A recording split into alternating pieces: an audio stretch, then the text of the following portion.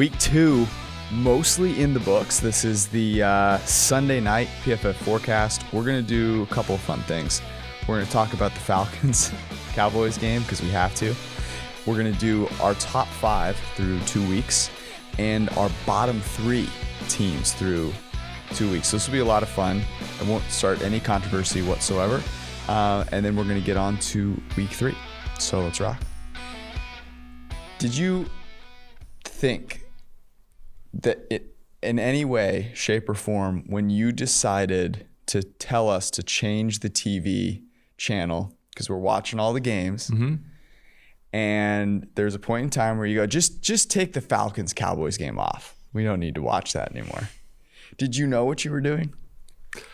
At this point, I'm so numb to it. I mean, they covered the spread.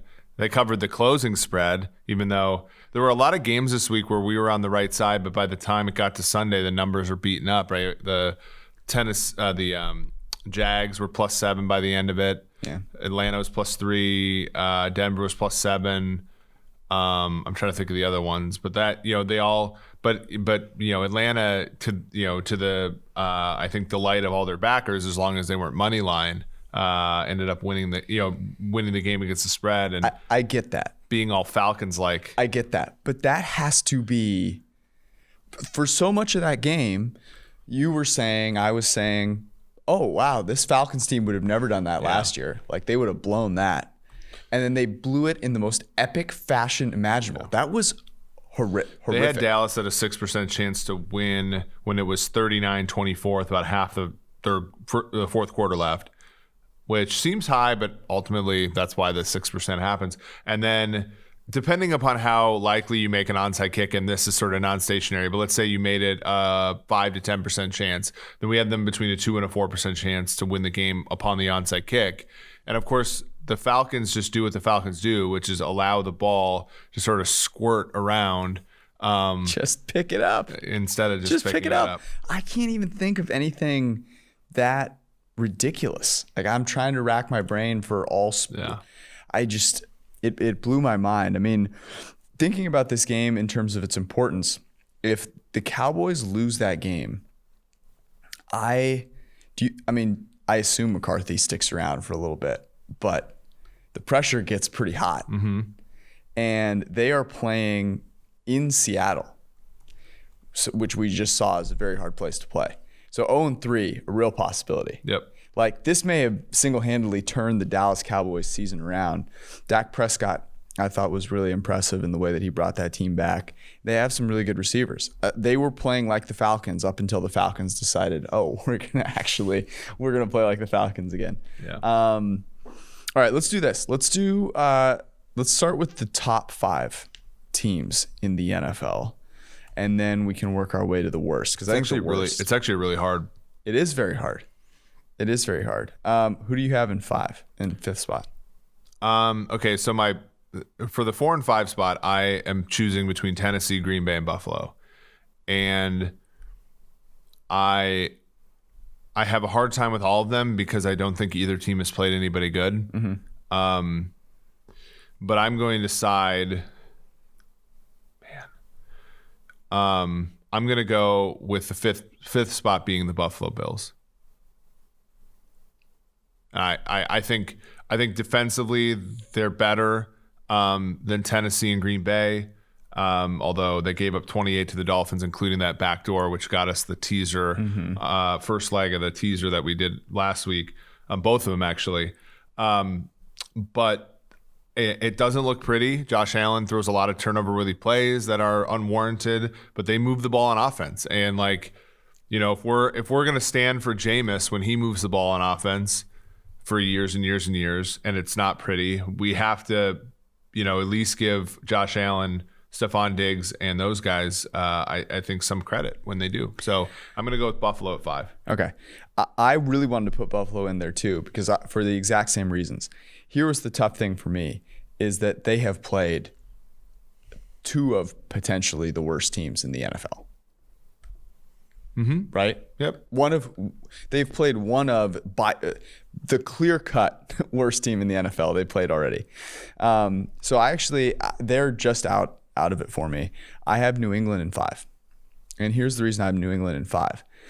Cam Newton healthy is a problem. Mm-hmm. It took Russell Wilson dropping dimes from heaven to beat them. And I mean, honestly, they just needed to convert that one. Julian Edelman probably should have caught that pass in the end zone, and they probably should have won that game.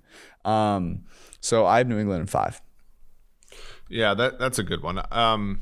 I have at 4, I have the New Orleans Saints. Okay. The New Orleans Saints don't make my list. Because of Michael Thomas? No, because of Drew Brees. I almost left him out, but I feel like they're if Brees turns it around, and he's gotten off to a slow start multiple times in his career. His arm's going to get stronger during the season. No, but that team is more complete, and I think that they'll eventually, when Thomas comes back and Sanders gets more acclimated, they'll be fine. We'll see him, obviously tonight. But New Orleans and Buffalo were the two that I felt bad about leaving out. I have Green Bay in 4. Okay. The reason I have Green Bay in 4 is that Aaron Rodgers, it wasn't as spectacular, but it was really good. He was still very, very solid today and did it without, I thought this was the important piece, he did it without relying on Devontae Adams. He was still able to throw in rhythm a little bit. The lines probably suck, but I mean, if you're going to give the Buffalo Bills credit for their wins, I'm here for it. So I have Green Bay at 4. Number 3, who do you have? I have Seattle. Same. Mm-hmm. I wanted to move them up. I wanted to shake this up quite a bit, but they're very banged up on defense, and they get 0 pressure. I mean, 0. Where it's just a little concerning, right? Yeah. You're going to give quarterbacks a clean pocket all day. Those that don't have N'Keal Harry might actually get some big plays out of it. Who do you have? Okay, we both have the same top 2 teams, right? Baltimore and Kansas City, and they play this week. I moved them around 4 to 5 times before we actually got into this conversation. So does Kansas City stay on top? Well, we'll talk about this when we look at the lines. I think the betting markets are moving towards Baltimore here, and I think in the current state of things, Kansas City is second. And here's why. When we watched it today, they're less of a complete team. And there are some schemes and things like that can neutralize Kansas City. That cover 3 that the Niners ran in the Super Bowl, the Chargers ran today. Chargers ran it successfully against them both times last year too. That to me is a little bit of a bugaboo I have, because their defense sucks. And their defense suck.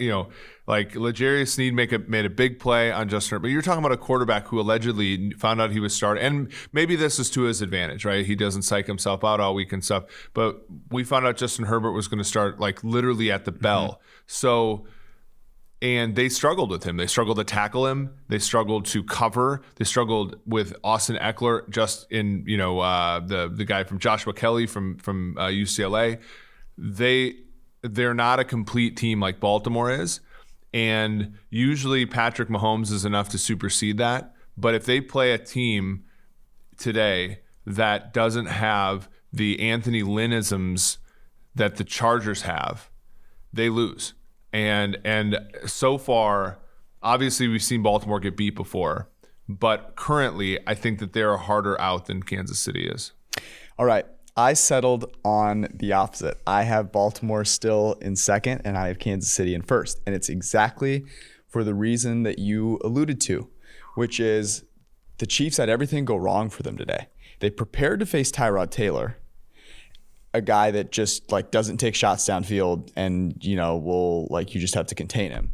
Ends up having to face Justin Herbert. Now, I don't want to make it sound like he's, fantastic, but he challenges them in a completely different way. Patrick Mahomes could not get anything going. It was like he was having an out-of-body experience. And yet, this team cannot be killed. They can't. And I don't know if in that same situation where everything goes wrong, Baltimore, at least I haven't seen it yet, Baltimore doesn't come back and win those games. So that's why I have Kansas City, because in their worst moments, they're still unbeatable. And I know you could say, okay, well, Baltimore just doesn't have as many of those bad moments. Yeah, maybe, but we don't know. We don't know yet. And Houston, Houston got rolled by Kansas City's B game as well. Yeah. So, I'm doing a little bit of trusting the markets here in the sense that, I think the reaction here is going to be solid. Like, I really do think that the public reaction is going to be very much heavy on the Baltimore Ravens. Yeah, I mean, they opened. We'll talk about what their line is currently, but as of Friday night, Baltimore was -2 at home, which, given what home field advantage, I think it's probably stronger than we gave it credit for. That probably would mean that the Ravens and the Chiefs are an equal team on a neutral field. I think that the market's moved a little bit away from that. It's interesting because I think I nailed the spread, even though I picked it before the game. Yeah, I didn't. I thought that. Well, just to get to that game, No. You're not doing this. We're going to the worst teams. Okay. Well, we have to give that game full credence. Let's go from worst to third worst. Okay. Because I have a surprise at the third worst. It might not be a surprise to you. Here's the funny thing is I think I have the same surprise. Okay. The worst team in the NFL, and it's not close, are the Jets. Yeah, I mean, there's no discussion there. They're garbage. I don't get it. Dude, Adam Gase kicked a field goal down. I know. 21. And I had the second half under in that game, and that last touchdown by the Jets fucked it up. And is there anything more humiliating than a team ruling out players just because? Yeah. It's brutal. And then continuing to just annihilate you? Dump truck you all game? Yeah, Dude. It sucks. The 49ers could have brought out the Cal Bears and Shanahan would have had them steamrolling the Jets. Yeah. So who's the coach in New York? Does it matter? Honestly, Todd Bowles is a really good coach, and we're finding that out. Jim Caldwell's still Tampa out there. Bay. Yeah, Caldwell was sick though. I think that he was a consultant with Miami, and then he had an issue health wise. Hope he's doing okay. But he's better than Patricia. Okay. So who's the coach? Who's the coach in that? I mean, one of the young college. I mean, Matt Rule seems to have done a decent job in Carolina so far. I have a great one for you. Team's been competitive for 2 games. Go ahead. This is how you turn it around. They get the first pick. They take Trevor Lawrence or Justin Fields, one of the two, and they bring Eric Bieniemy in. Yeah. And Eric Bieniemy turns that shit around. Yep. Andy Reid assistants are generally pretty good, except for Brad Childress. They need an offensive overhaul, dude. But here's the thing: like, there's the question about like the team. The coach is bad. Don't get me wrong. The coach is dreadful. Yeah, but they're bad as well. The players that they have, like the way that they spend their money is garbage. Okay, who's the second worst team for you?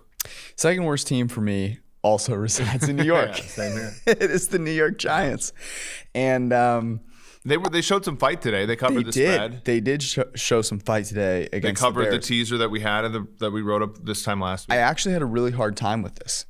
The reason I put the Giants there is that looking at the overall talent of the team and trying to project forward, I have a hard time. It's tough because I wanted to put the Panthers in here too, but the Panthers have playmakers that the Giants just don't have. Yeah. And so that's why ultimately I did not go with the Panthers. The Giants are okay from like the receiver tight end standpoint, but the issue is that Daniel Jones stinks. And today he had a 64 point. He had let me look here. He had 1 big time throw, 2 turnover worthy plays. He had 2 of those, both of them interceptions, took 4 sacks. I mean, you're looking at a guy who people were comping him to Jameis. Maybe it's Josh Allen they need to be comping to Jameis. Yeah, Josh Allen brings that run game, although he had less than 20 yards rushing today. But just from a throwing perspective. It's just a high variance thing here. Okay. I have the same as you. My third worst team. I'm so excited for this. And I'm sorry, but this is going to suck. Is the Minnesota Vikings. They are the worst. They are the third worst team in the NFL. Oh no. Oh, you hate to see it. And here's the issue. You just hate to see this. Here's the issue with the Vikings. So I've been talking this over with some of my friends, Matthew Collar, Courtney Cronin, some people Let it be known, the team. For people that are new here, Eric is wearing a Minnesota Golden Gophers sweater. A better team, by the way. And is born and raised in Minnesota. Yeah, I mean, well, but has adamantly said to the disdain of Vikings fans since April that they were a 6-10 team. Mm-hmm. I'm right there with you. The only people that agree with me thought that the season would be shortened and they'd only win 6 of 9 games. 6 was generous, by the way. I said that I thought they should tank because they're that bad. Well, that's the point. So in the era of Vikings football, there have been in 2001. So from 1990 they won 6 games. 2001 they won 5. 2002 they won 6.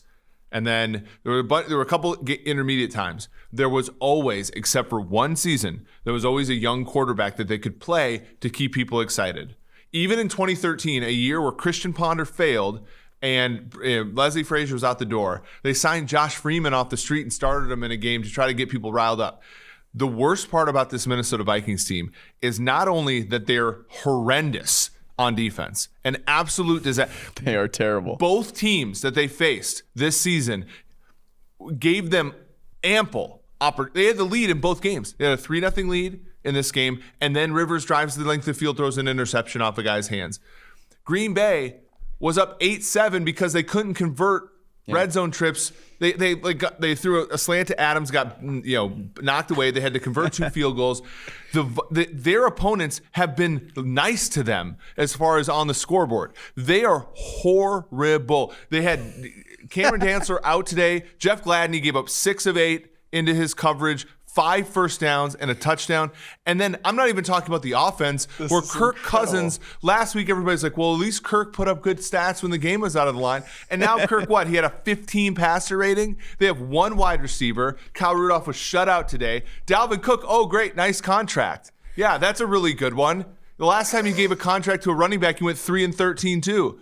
This team sucks, and they are going to suck the rest of the year. And not only that, unlike teams like the Chargers, unlike teams like the Dolphins, the Vikings have no plan B at quarterback. You are going to have to watch Kirk Cousins run out the string on a 3-13 team. That sucks. I'm sorry, Vikings fans. I try to tell you. Oh, my God. So here's the crazy thing. I have the Vikings as well. They earned it. I was debating. It wasn't a question of whether they made this list. I was debating who was worse between them and the Giants. Oh, yeah. Here's why. I can't top your rant. Here's the only thing I can say. The worst team in the NFL at passing the football in the first 3 quarters of games so far this season are the Minnesota Vikings. Maybe when people said, hey, look, wide receiver shouldn't be the second most valuable player via PFF WAR, they should have listened to us and said, well, yes, it is. Do you know how Stephon Diggs did today? Yeah, Stephon Diggs had more yardage than the whole Vikings passing game put together. Do you know who the number 1 passing offense in the NFL is? Yeah. The Buffalo Bills. Yeah, because the Buffalo Bills are a smart team. They accumulate receivers. They don't get rid of them. Remember when we had Evan on a couple of times, Evan Silva on this podcast, and we had the interesting conversation that we had was how much can Stephon Diggs help Josh Allen? And the early returns would be, that offense looks a heck of a lot better. Now, they haven't played anybody yet, but the Minnesota Vikings look you need wide receivers. A lot worse. You need wide receivers. You need more than 1. That's for sure. And Adam Thielen, I'm sorry, but Adam Thielen played in the same conference in college as I did. The fact of the matter is you were the number 2 wide receiver. You came in here a little tired, and this was the perfect conversation. The fact of the matter is some tryout guy from Mankato State was a really good number 2 receiver when Stephon Diggs was taking all the coverage. It's not as easy anymore. And when your number 2 receiver is Olabisi Johnson, a 7th-round pick of Colorado State, you're going to struggle on offense. And no one took that there's a faction of Vikings fans who think Thielen's better than Diggs. It's an atrocity. They are wrong. And they're if you think Adam Thielen is better than Stephon And the problem is that I feel bad for Vikings fans because here's the deal. They're going to be bad, and by November it's going to be boring because you're going to be trotting out Kirk Cousins, and there's no hope there. That's the tragedy of what the Vikings try to do here. At least you have the Timberwolves. Oh, exactly, and the Twins. Let's see the Twins win their first playoff game since 2004. Oh, they're in the playoffs? Yeah. Everybody's in the playoffs this year. Baseball playoffs have started already? No, but everybody's in the playoffs in baseball. Dude. They're just letting everybody in. Can we just talk for like 10 seconds about how baseball is probably the stupidest group of like human beings ever like put together in an organization that's actually successful, like from a monetary standpoint? How dumb are you? Dude, they are blowing it. No one is watching baseball. Yeah, but here's the thing for them though, like what they always compete with the NFL at this time of year. They always fail at But they have the World Series usually. Well, no, not for another month. Right, but no one watches it until the World Series. Right. Yeah. I mean, they should have just done some tournament, that started in late July. They had and such ended. a chance, man. Yeah. Such a chance. I mean, even the NBA, the NBA is doing it right. But even then, the NBA is probably losing viewers now that the NFL's on. Yeah, I watched Anthony Davis hit a game winner during Sunday night. That was kind of cool. All right, let's get into this week's games. So there are 4 really good games this week. And then normally I bucket into like 4 tiers, Mm-hmm. I just had a giant group of Skyline Chili. We got a lot of Skyline Chili, which is kind of good because we can talk about these 4 games for a decent amount of time. I want to start with the Los Angeles Rams and the Buffalo Bills, which is I am really excited to watch this game because I'm not actually sure if after watching this game we'll really know that much about either team because I still feel like I don't know that much about either team. So I am fascinated by this matchup because Jared Goff, I think, is pre-review a top 3 graded quarterback this week. His average depth of target has gone from like 8.59 range to 6. And they're running play action about half the dropbacks. And they're running play action about 48% of the time, which is second only to New England. I have Buffalo favored by 3 at home. Yeah, so I had it at 3.5. I was a little lower on the Rams going into the. I thought the Rams would lose to the Eagles, although we didn't play it or anything. So we're both a little off on Chris here. It's Buffalo minus 2.5 shaded towards minus 120 towards Buffalo. So basically the minus 3 you just said. Yeah, I see it. Let's see 2.5. So I see minus 110 on Bet Online, but that's interesting. The cross country thing. So are the Rams staying on the East Coast? I would imagine no. Yeah, I mean, that's going to be, I think, where one of the home field advantages go away because most teams, every single team that requested to have their East Coast trips lumped together. So, for example, the Niners playing the Giants this week after playing the Jets, were granted that. But I don't think that that's COVID compliant anymore. So I do think they have to fly back and then fly back again. So this game is played at 10 a.m. LA time. Yeah, that's the one. I mean, which quarterback do you trust more? Because I feel like at 3, right? So if this got out to 3, I think the Rams would be a play at this point. Can I answer the question? Yeah. I trust Josh Allen more than I trust Jared Goff, and here's why. The only reason to trust Jared Goff, based on what we've seen so far this season, is that Sean McVay it's the puppet master. Seems like he seems to be lighting the league on fire again. He's kudos to him, has figured out a way to turn Jared Goff into something that isn't a disaster despite not really doing anything with the weapons around him. And Josh Allen has, for better or worse, proven that he is able to make plays outside of structure. Certainly, we've seen that. But in a game where things don't go perfectly. So far, they've gone perfectly for the Rams. Why? Because a team that I almost put in the bottom 3 is the Eagles, because they have been very bad. Yeah, they showed some fight in the second half. They got within a score. That's why I left them out. But they have really struggled, and they've been injured. So yeah, but they're always. I mean, it's the story of the Eagles. So this game currently is probably not playable at 2.5. Right? It's too dead, I think. Yes, this is a game that I'm just looking forward to watching. Yeah. All right, next up, the Dallas Cowboys go to Seattle to face the Seattle Seahawks. What did you have this one at? I guess there would be Seattle minus 3.5. Okay. I had Seattle minus 4.5. I think it's 4. Let me make sure here. Before the game today. I bet Dallas +4. So I think I saw it somewhere at 4. I don't see it here on Chris, which is. Are you talking about Chris Collinsworth or? Well, it is spelled CRIS, which right, almost every troll on the internet that it tries to talk shit about Chris puts the H in there. It shows that they're not, it shows that they're not legit, by the way. Okay, let's assume this thing is at 4, right? I see 4.5 posted by Jeff Sherman at Golf Odds. Okay, would you take Dallas there? I wouldn't, because I guessed that it would be 4. It would be 4.5. Yeah. Seattle's defense was bad tonight. True. But their offense was amazing. And I don't know if Dallas is capable of stopping a team with that much firepower. I feel like Seattle would put up 50 on Dallas. I really hope that we have the over in that game because I feel like that would be a good bet to make. I wonder if I really am curious how the Dallas Cowboys react to this game against the Falcons. Do they go like, okay, we just have to throw the ball up and down the field as much as we have to play like we're down 20 to start the game. Mm-hmm. And if they do, then, I really would have trouble betting on Dallas right now. I don't feel like I know anything about Dallas other than they got the Falcons to come in and have the most Falconiest. By the way, remember, so everyone's talking about the onside kick. Julio Jones just stone cold dropped a touchdown. From Russell Gage. Just stone cold dropped it. Yeah. I mean, you have him on your fantasy team. It was especially tilting to watch. I was dying.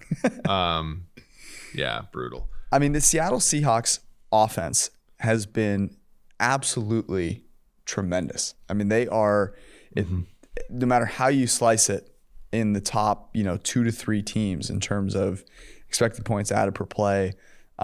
Russell Wilson, I would assume, is going to be the highest graded quarterback after 2 weeks.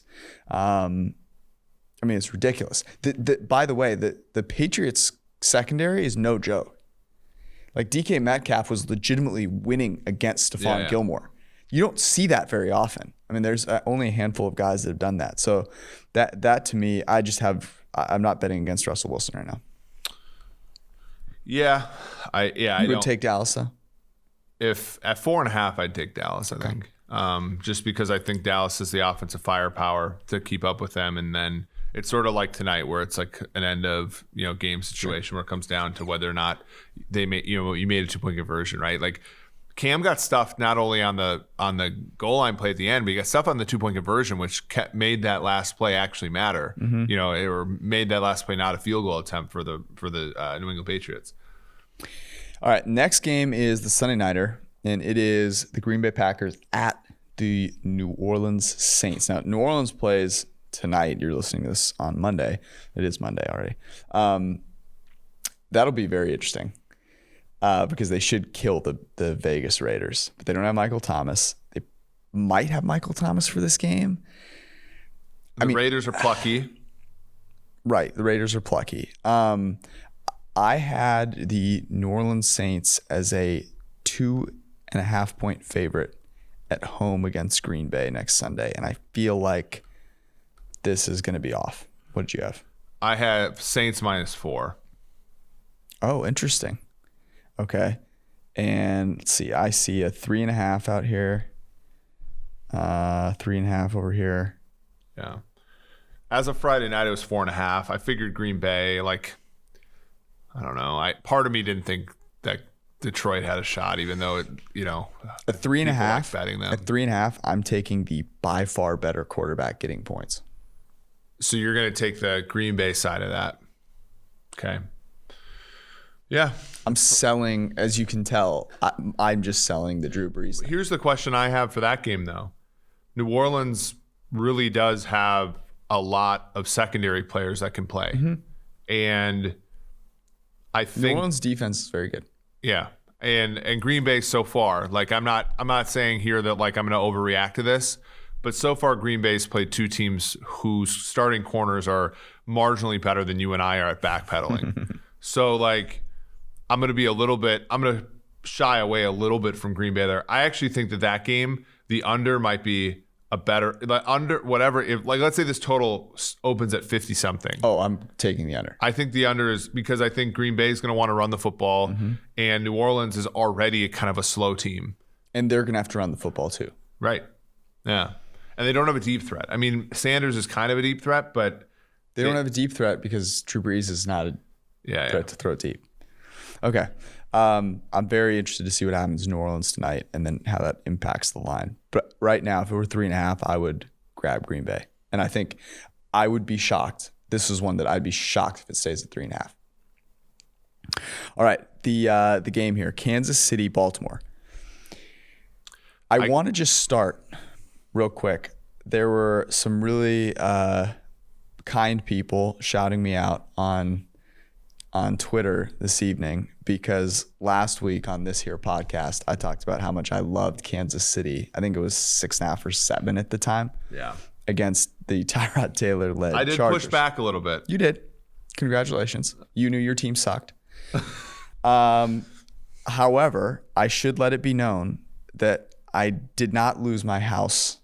No, I don't have a house, but I didn't lose my rent money because I actually won the bets that I had Kansas City in because our lock of the week was a teaser with Kansas City and they came through. I'm the one who lost Kansas City minus 6.5 before the line move, and hence was trying to tell you that that was too many. Here's and to your point, you did bring up Kansas City as the teaser leg, which I thought was very good. We needed Butker had what 3 plus 1.5 kicks, dude, two 58-yarders, and the first 58-yarder was that kick. I feel like was not more important, but like that kick had a great deal of leverage. They were down 17-6 and were driving and had like a 3rd and 20 that they somehow ran into for the 8th time in that game and picked up enough yardage.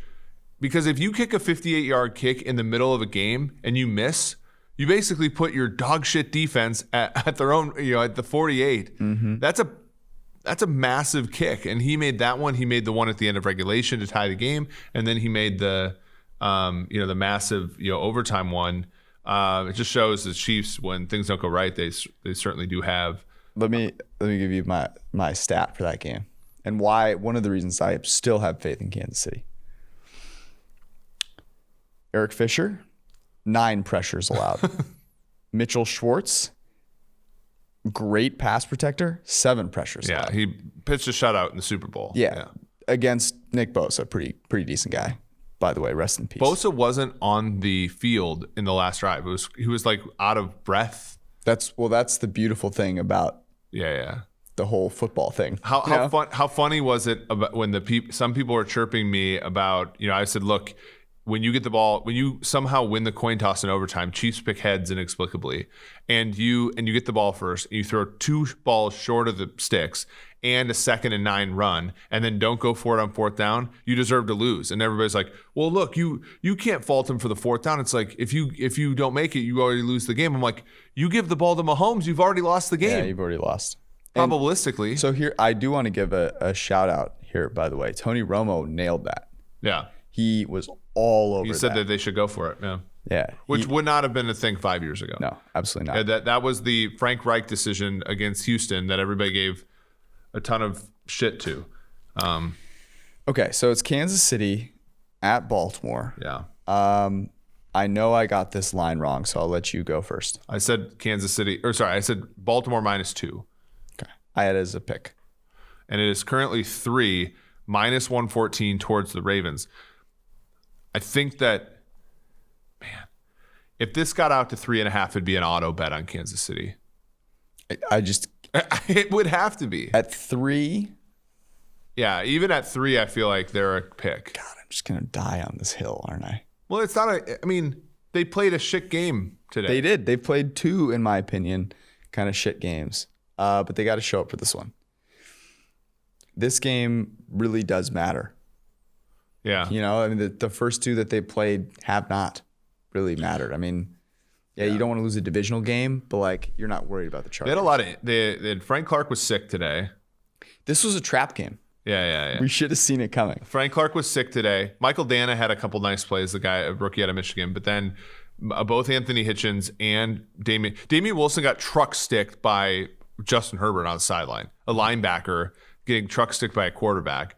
Like, they're out without Bashaud Breeland still. Charvarius Ward might play. I mean, broke his hand a couple weeks ago. He didn't play in this game. The Ravens receivers don't really scare me that much, but it's the tight ends and the backs, and the Chiefs really struggle against them. So it is a kind of a mismatch. But ultimately, Mahomes has faced Jackson twice. In the first meeting at Arrowhead, he had to come. Remember that fourth down play where he rolled out and threw to Hill, and Hill like jumped in front of C.J. Mosley and had a Yep. Hill, by the way, had some big drops in this game today, and he also hurt his heel at the end, and had to come back. I need to see the injury. I mean, Sammy Watkins got a concussion today. They were by the end of the game, they were throwing the ball to Demarcus Robinson and Byron Pringle and stuff. So I obviously lean Kansas City here because I think that number's too big, but I don't know. I'm not sure about right away.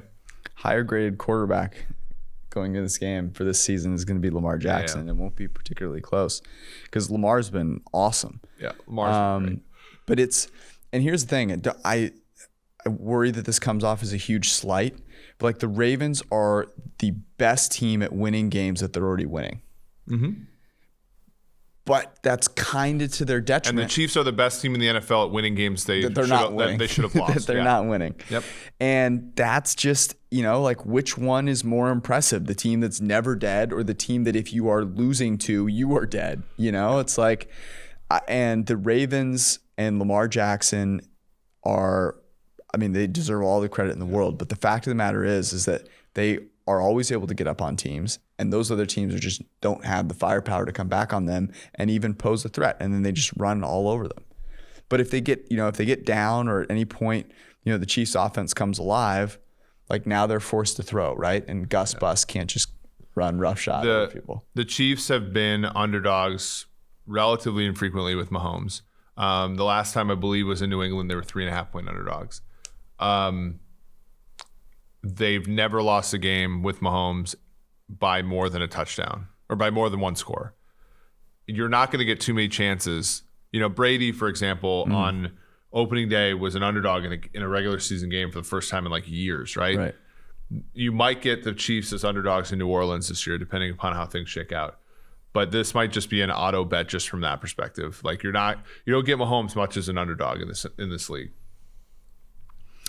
All right, that is those are the only good games in my opinion. So now we're going on to the not so great games, and we can run through these nice and quickly.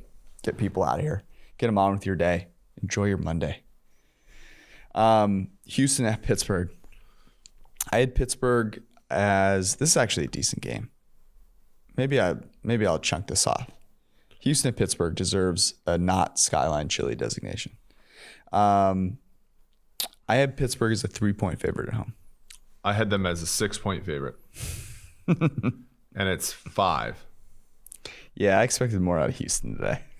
I said this on the show, because our model did show an edge on Houston, and I basically dismissed it all week. I said I just can't get in front of this shit.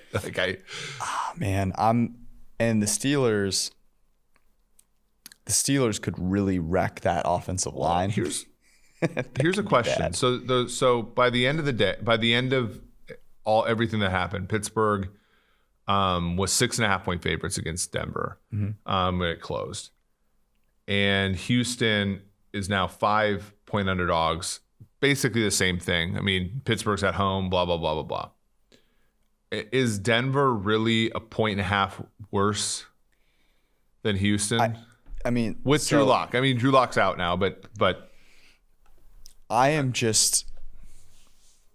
to stick to my guns here. I do not think this is more than a 3-point game. If you have a PFF Edge subscription, you can go to the power rankings page. We have Houston before today as 0.5 point worse than an average team on a neutral field. We have Denver as 1.5 points worse. So just by that measure, I think Denver probably goes up a little bit and Houston goes down because of how Denver played, but also Denver's putting in a new quarterback in Jeff Driscoll.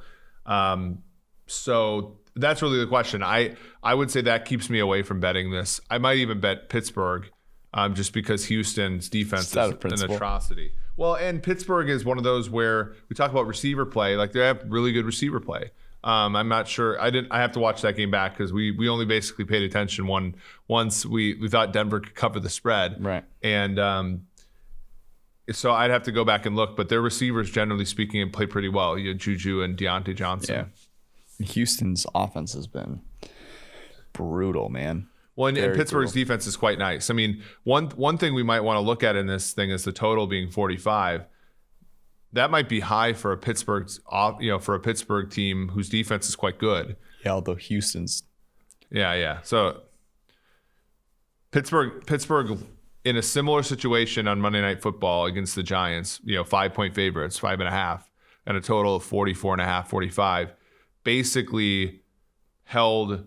Got a lead and held, the game down to a point where it got under that total. I mean, Houston is better offensively and worse defensively than the Giants, but that's a decent comp. Yeah, that's fair. Next game, these are all not great games. The Vegas Raiders go to New England, play the New England Patriots. I have the Patriots as an 8.5-point favorite. Wow. Okay, I have New England as a 6.5-point favorite.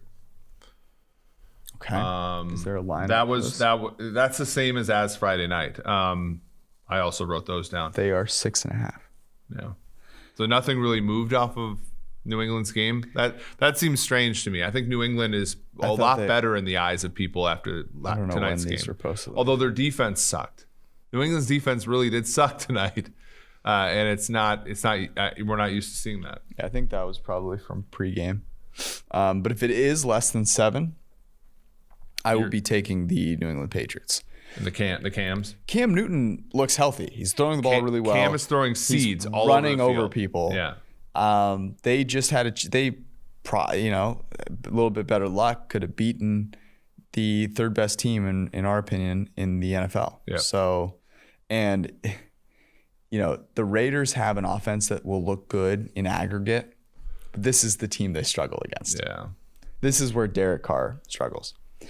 Detroit at Arizona. Detroit Lions, my God. This one's out of control. Yeah, so I'm going to be way short here. This is why you guessed them before. At Arizona is a 3.5-point favorite. I had Arizona as a 2.5-point favorite. Oh my God! I figured it. Well, here I was wrong. Yep. By the way, wrong. I thought Washington would compete with Arizona today. That didn't really happen. Did not. They're 6-point favorites. 6-point favorites. I mean, we have to go with Detroit here, don't we? I mean that's too big. Oh God. Detroit sucks. Detroit's probably going to get Kenny Golladay back. True. They're probably going to get Trufant and Okudah.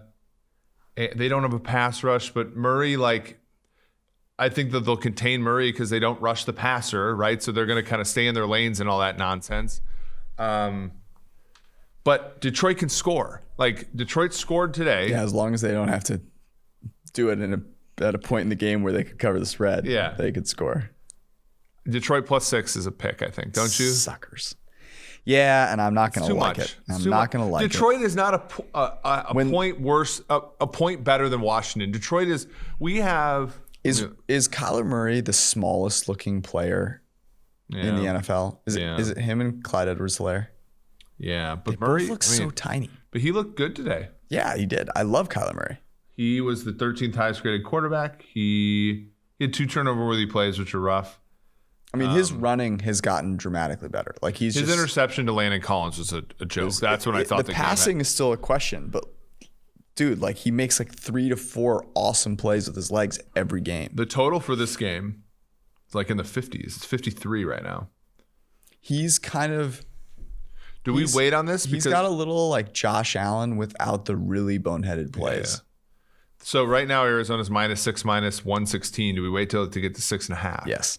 Okay, so let's lay off this game until the midweek. I mean, I think the model's going to show an edge because Stafford is still better than Murray. Even though Stafford was the worst graded quarterback in the league this week, right? It was not good. Really bad. Next up, we have a quarterback that is not the worst graded quarterback in the league, and that's Gardner Minshew at home. This is the Thursday night game. It is, yep. Miami at Jacksonville. And I have this as a pick. See, I think I read this really well. So as of Friday night, Jacksonville was a 1-point favorite on the look ahead. I said Jacksonville -2.5. And it's currently -3, but it's like plus 105. So it's basically -2.5. I think Jacksonville is a legitimately decent. Here's how many coaches in the NFL are closer to being fired than Doug Marrone? A lot. A lot. Should be a lot. That team plays hard. That team. Yes. That team was their team was down by 2 touchdowns. They came back, right? They should have been fucking up, but their kicker missed an extra point.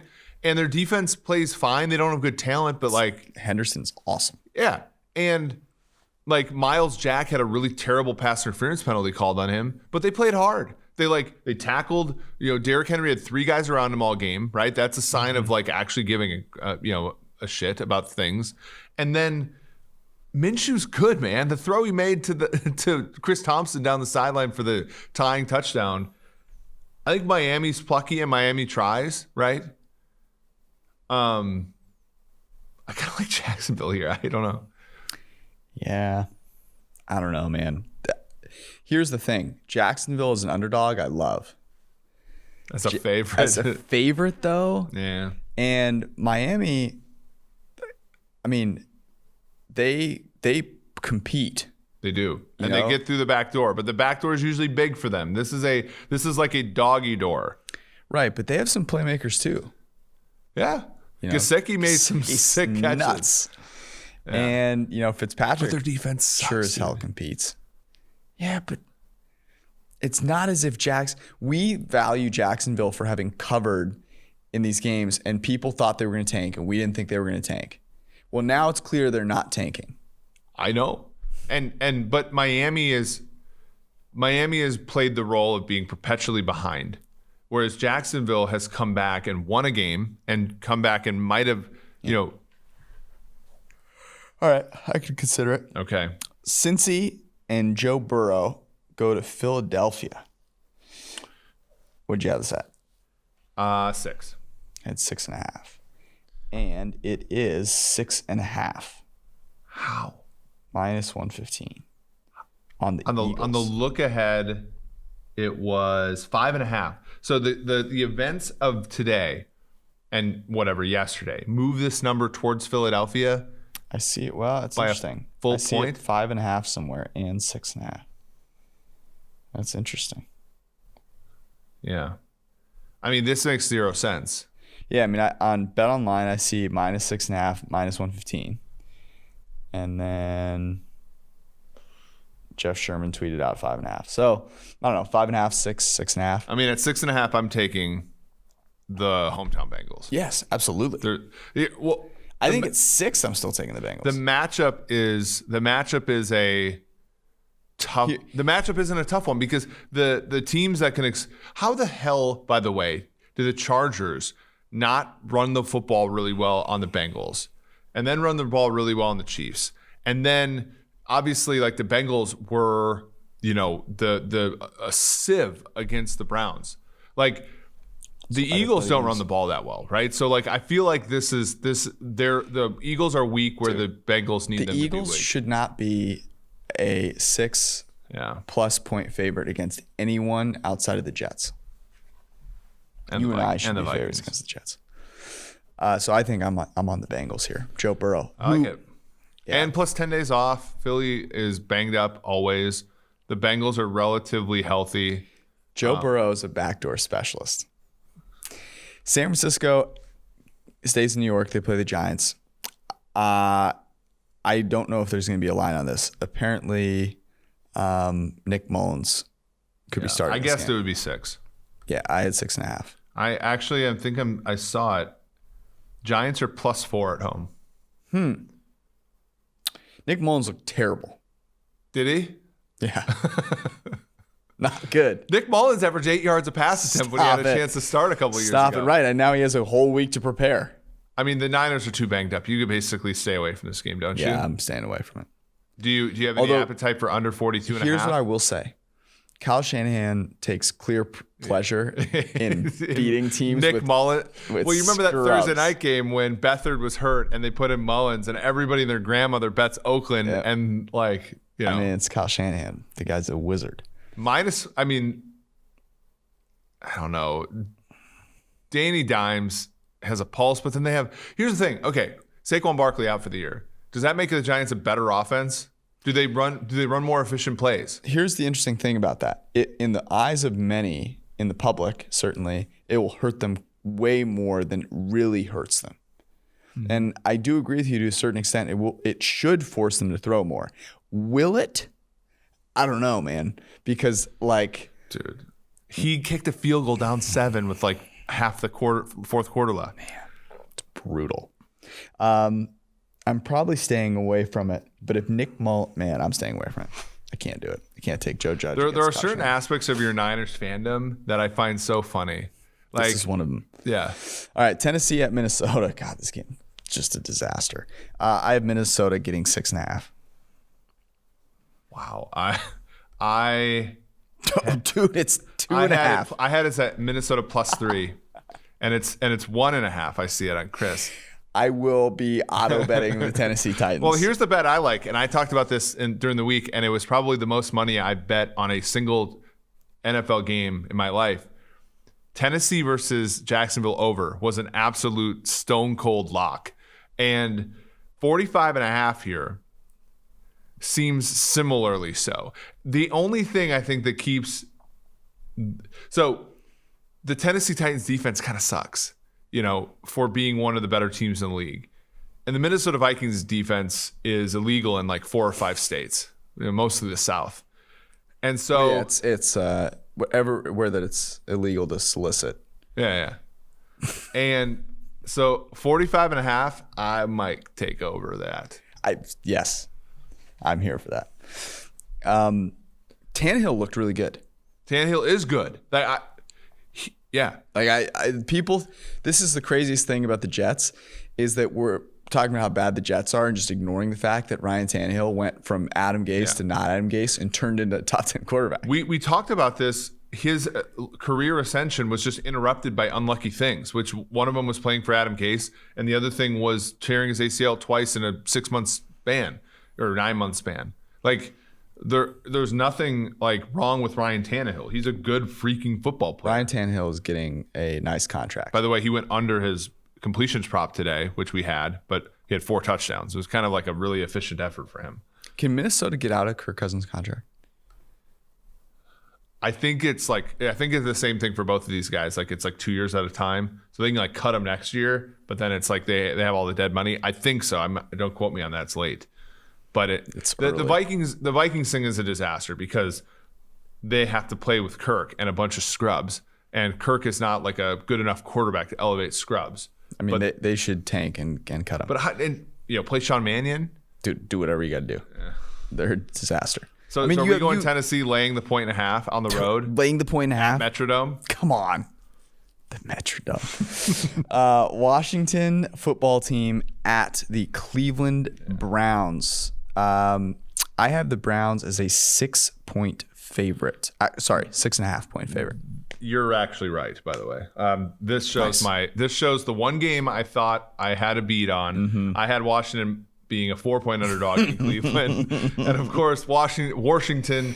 It was 4.5 as of Friday night. So Washington getting drilled by Arizona. Just not this number being competitive. Yeah. You hate to see it, really. Well, I mean, that was a couple big plays by Arizona. That's all that game was. Yeah. I clearly will not be betting this game. Yeah, I don't think so either. I can't. Haskins. Dwayne Askins showed up in this game. Yeah, he did. Until Terry McLaurin was like, listen, buddy, throw me the damn ball. Yeah. That's your only hope. You went Keyshawn on it. Dude, McLaurin is awesome. Him and Denzel Ward will be a fun matchup in this game. Ward looks really good. By the way, Cleveland, here's an interesting narrative on Cleveland. Okay. They play the Baltimore Ravens, the best week 1 team in the world. Also one of the best teams in the world, period. And they get stone cold rocked. What if Cleveland is just this team that actually is pretty good, but they are not ready to compete with teams that know what's going on. But when they face the Washington football team and the Cincinnati Bengals and all these other teams that are kind of scrubby, they look really good. I think this could be the case. And I think that could really work. Cleveland's 2 tackles are hurt-ish, right? or at least one of them is. And they get more rest though. Yeah, that's true. Chase Young on Baker Mayfield. That's what I'm saying. This is the Chase Young Baker Mayfield matchup. Yeah, I'd be a little worried. Maybe the Washington football team because look, Chase Young doesn't have any progressive commercials yet, so that's a real. Or Hulu does live sports. Chicago at Atlanta. Oh my God. I have Atlanta as a 6.5 point favorite. Jesus. I already know what's happening. I already know what's happening. Fuck. I'm not gonna lie to myself. I'm taking the Falcons. Okay. It's already trending towards 3.5. So yeah. Let me tell you the important. Bears are 2-0. Here's the really important part of this. Most teams 0-2 are laying down. The Falcons they've been in this position before, baby.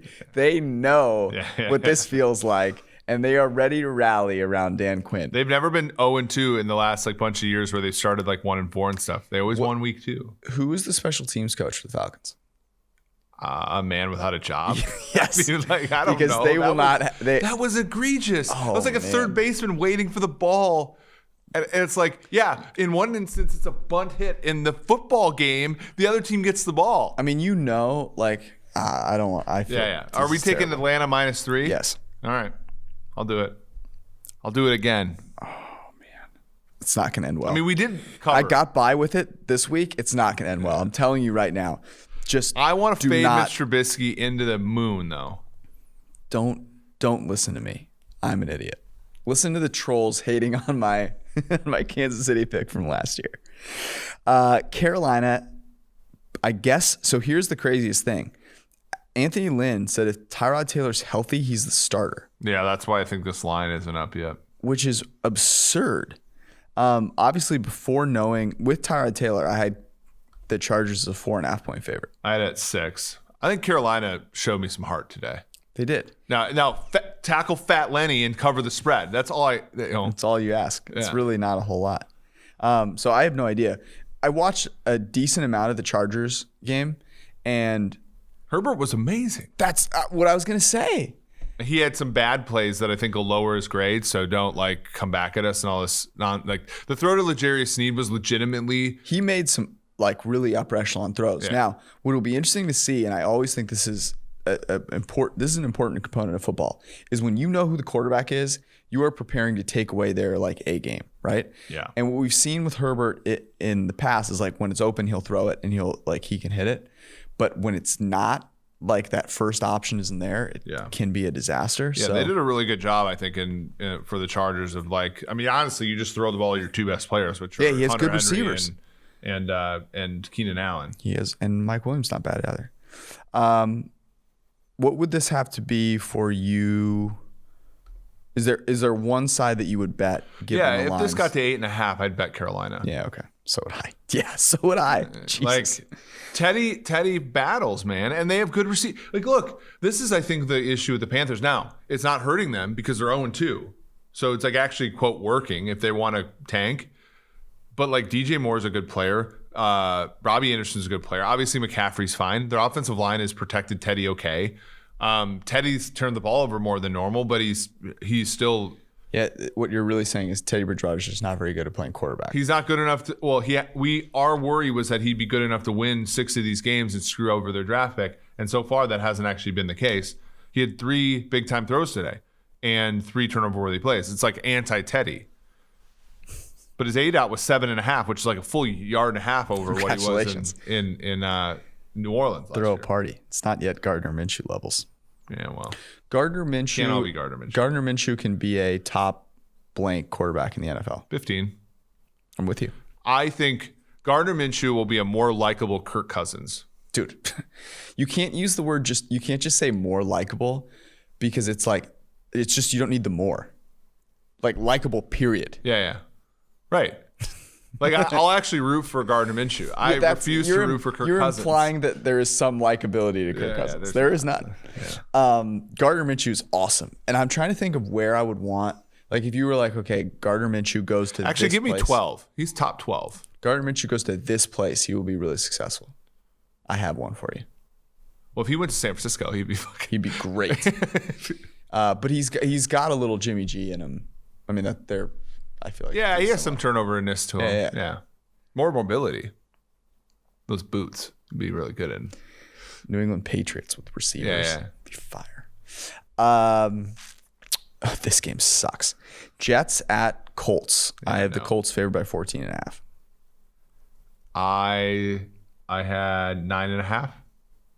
It's 9. 9.5. Give me the Indianapolis Colts.